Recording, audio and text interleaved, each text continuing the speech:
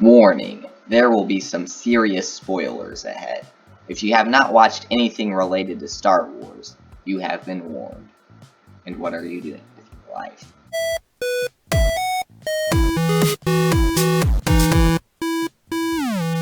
Last week, the Obi-Wan Kenobi season finale came out, so it's time for me to talk about what I thought about the show itself and rank the episodes here in a bit. But first, just my general thoughts on it. And it was a really good show. It was better than I expected, but I expected it to be better than I expected, so I guess it was just how I expected. I didn't expect it to be perfect, but when I saw how close it could have been to being perfect, and all the mistakes they made were so avoidable, that's just frustrating. Time to rank the episodes, and last place is episode 4. This episode is still pretty entertaining, but definitely the worst out of the whole series, partly because it feels like they had to make it so he could rescue Leia, just so they could get from episode 3 to episode 5, and then what happens inside the episode isn't as important.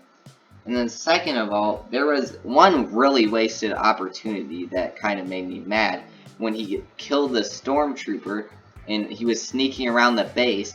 Why didn't he just take the stormtrooper's armor? Because that would hint towards A New Hope when Han and Luke are in the armor.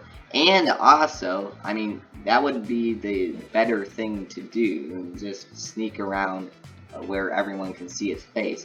And also, why were there no security cameras? There was just that one droid. What is wrong with that Imperial base? And then another thing, Darth Vader was mad when the third sister let them escape so easily, when in episode 3 he let Obi-Wan escape because there was fire in between them. And I just assumed that, he let them escape because he was just kind of messing around with Obi-Wan Kenobi, not really trying. But this episode doesn't really imply that, which just makes the series dumber.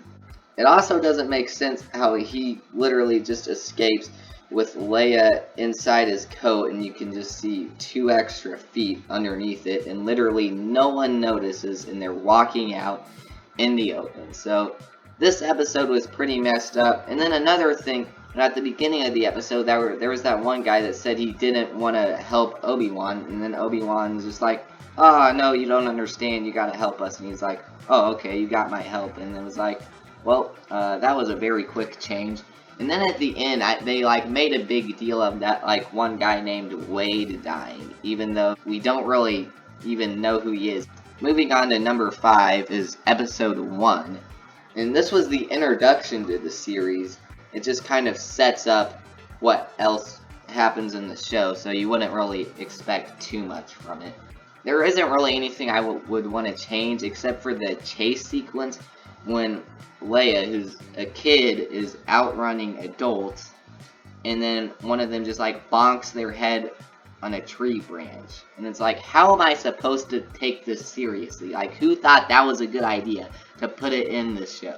Number 4 is episode 2, and I thought it was just a little bit better than episode 1 because there's more action and you finally get to see Obi-Wan Kenobi start fighting people and use the Force once again. And I don't really have anything else much to say about that. I don't think there's necessarily anything I want to change either. But that one fake Jedi guy was pretty funny.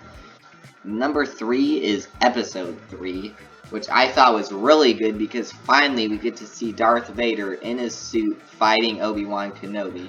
And I just thought it was so cool how he wanted to drag him through the fire, since that was basically what happened to him.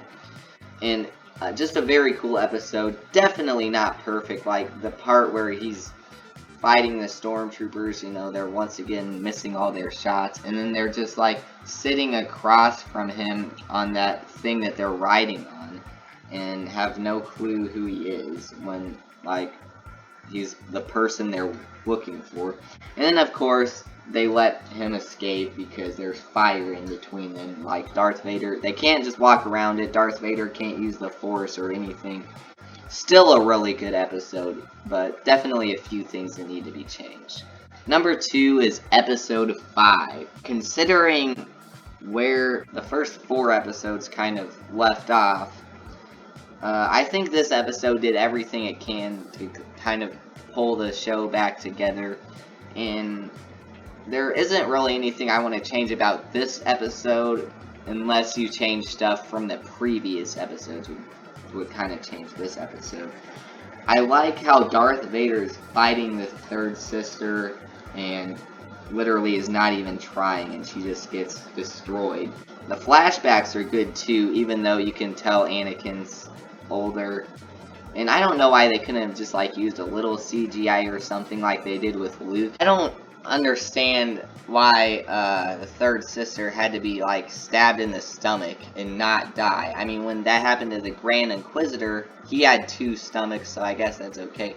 But like, why does she just survive? Qui-Gon Jinn didn't survive when that happened to him, but really good episode though otherwise, and like the action was good, and I liked when the stormtroopers were fighting those people, because they were kind of like people on both sides dying, so it's not like the stormtroopers were missing every shot as usual. And then episode 6 is number 1, the season finale. I love the fight between Obi-Wan and Darth Vader at the end, especially like when his Anakin and Darth Vader voice like keeps switching, because you know his mask is like cut. I was expecting like Darth Vader to walk away from that fight thinking that Obi-Wan had died, because that's kind of what I thought it would be like in A New Hope. But now that I realize it, Darth Vader in A New Hope never really said that he thought Obi-Wan was dead. That was actually Grand Moff Tarkin who said when Obi-Wan was on the ship that all the Jedi were extinct, so how was that possible? And then Vader's just like, oh, I sense him and I'm gonna go fight him. He never really even like questioned if Obi-Wan Kenobi was alive or not. So, I mean, I guess it does make sense. And then seeing the Emperor back was really cool. Seeing the ghost of Qui-Gon was really cool. I almost wish that lasted longer, but you know, everything he said I think was perfect. So the ending was just super good when he met Luke and gave him the same toy ship that Luke was actually playing with in New Hope. That was a really good Easter egg. One of the problems though with the show is that they focus a little bit too much on the Inquisitors when they could just be focusing on Obi-Wan and Darth Vader, which I think kind of drags the show down a little bit. Otherwise, like, the show is really good. It goes above and beyond, but it still has problems. Anyways, thanks for watching. Don't forget to like and subscribe.